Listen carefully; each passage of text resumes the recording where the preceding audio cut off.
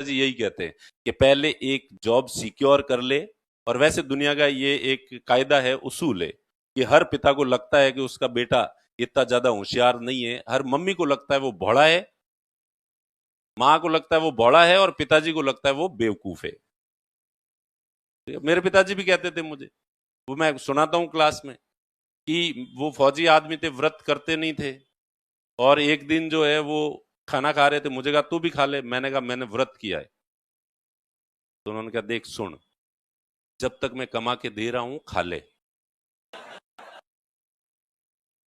तेरे लक्षणों के हिसाब से जिंदगी में आगे तुझे व्रत ही करने हैं, इसलिए आगे के लिए रख ले तू।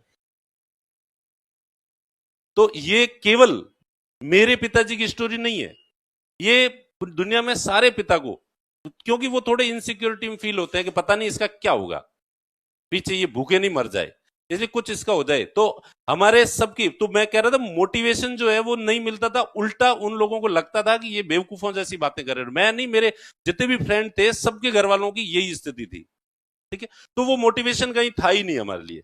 ज्यादा से ज्यादा मोटिवेशन लेने के लिए हम प्रतियोगिता दर्पण खरीदते थे, इंतजार करते थे उसका कि वो आएगी, उसको खरीदेंगे, और उसमें सबसे पहले हम, उसके सबसे पीछे इंटरव्यू आते थे टॉपर्स के, हम सबसे पहले वो खोलते थे, और वो खोल के और उसमें टॉपर की इंटरव्यू पढ़ते, और फिर उसमें हॉबीज क्या है, मेरा जो फेवरेट कॉलम उसमें होता था वो बॉक्स बना के अलग से लिखता था, हॉबीज क्या है।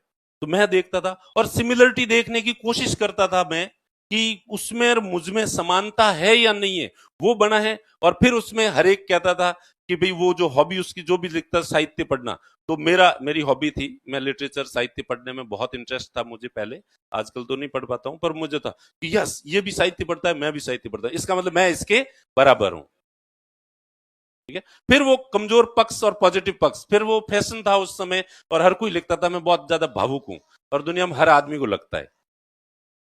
तो मैं देखता, अच्छा ये भी भावुक है, मैं भी भावुक हूं। तो यो सिमिलरिटी देख के और खुद को जो है मोटिवेट करता था, यस अगर ये ऐसी चीजों वाला व्यक्ति बन सकता है तो मैं क्यों नहीं बन सकता। फिर मैं निराश उस समय हो जाता था जब मैं उसकी मार्कशीट देखता था,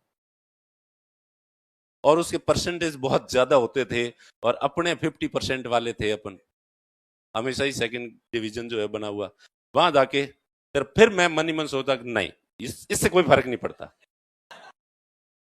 ये अपन पढ़ लेंगे, ये इतने साल अपने परसेंटेज इसलिए कम बनेगा, अपने पढ़ाई की नहीं। क्यों नहीं की? क्योंकि अपने को पता था कि परसेंटेज का कोई रोल नहीं है। अब जब अपन पढ़ाई करेंगे, उस समय अपन अपन चाहते तो परसेंटेज भी ला सकते थे, लेकिन अपन, तो इस तरह से अपने आप को जो है वो मोटिवेशन जो है अंदर से मोटिवेट होते थे, और खुद को मोटिवेट करते थे। तो आप खुद को इस तरह से मोटिवेट कर सकते हैं या नहीं कर सकते हैं, वो अंदर का जो मोटिवेशन होगा, वो अंदर का मोटिवेशन आपके इस उत्साह को बरकरार रखेगा, मेंटेन रखेगा। तो इसलिए दूसरी चीज ये कि आपका जो मोटिवेशन है, उत्साह है, वो कहां से है, बाहर से है या खुद के अंदर से है।